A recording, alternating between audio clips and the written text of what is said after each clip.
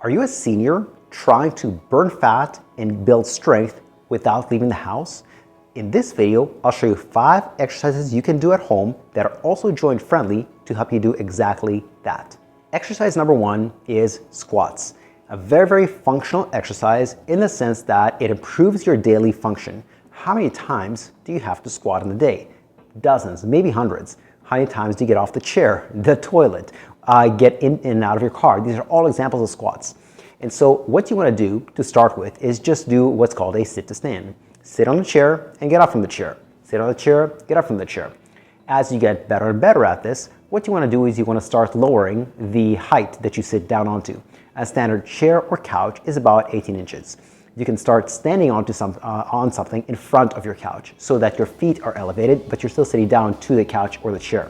Eventually, you want to get to a point where you're not using a chair or a couch to sit down, you're just doing full range of motion. In other words, butt to heels, all the way down. That might be a 1 to a 4 month progression, but that is the ultimate goal. Squats work the muscles of the quadriceps, that's the front of the thighs, the hamstrings, that's the back of the thighs, and the glutes. The second exercise we're going to cover is called incline push-ups. Push-ups work the muscles of the chest, the front of the shoulder, and the back of the arm. Of course, you can make it fairly difficult by doing push-ups on the floor, but maybe you just don't have the strength for it yet, or maybe your joints hurt and it's not going to work out. So how can you make it easier or more joint friendly? The easiest variation of push-ups is to do them against the wall. So stand in front of the wall, put your hands slightly below shoulder height, and then push away from the wall. As you get stronger, you should lower the decline more and more. So you go from the wall, down to the kitchen counter, down to the kitchen table, down to a chair, down to a coffee table, and eventually down to the floor. That might be a progression of 6 months to 18 months. So be patient, take your time, but remember, progression is the name of the game. Exercise 3, seated rows. Seated rows work the muscles of the upper arms as well as your mid-back. A lot of seniors complain of their poor posture, and that is because the muscles of the chest get tight and the muscles of the mid-back get weak. And so seated rows are a fantastic way to strengthen your mid-back muscles to hold your shoulder blades back. Because posture is not something you think about. Posture is something you do reflexively. If you have to think about it, it's not posture, it's just an exercise. Exercise 4, overhead presses. This exercise works the muscles of the shoulders and the triceps. Again, this is a functional exercise. In other words, it carries over to your life outside the quote-unquote gym. How does it work? Well, you raise from about here to overhead. What you raise is totally up to you. You could raise resistance bands, you could raise dumbbells, soup cans, sacks of potatoes, anything. The reason it carries over to your life outside the gym is it simulates putting things, whether again, sacks of potatoes, soup cans, anything, in a high up cupboard or shelf. Now, the key to these first 4 exercises is progression. Progression is the name of the game. You don't want to just do the same exercises in a month that you are doing on your first workout, because you're naturally going to get stronger. And as you get stronger, it's important to adjust the exercise to your body. Here are some guidelines.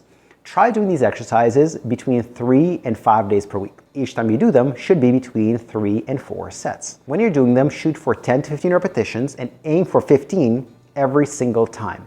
If you can do 15, next time you do those exercises, raise the weight. If you can't do 15, keep the weight or the resistance. Now, if all of this stuff is too complex for you, or you have some special needs, maybe you have arthritis or osteoporosis or high blood pressure, and you want an exercise program designed just for you, we have a service like that. If you visit the Google Sheet in the description below, that'll take you to a very short application form where we can schedule a quick 10 to 15 minute Zoom chat.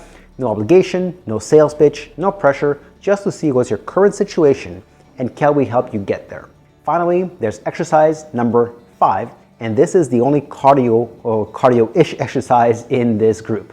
And that is just doing something active while you're watching TV. The best way to burn calories isn't actually in the gym.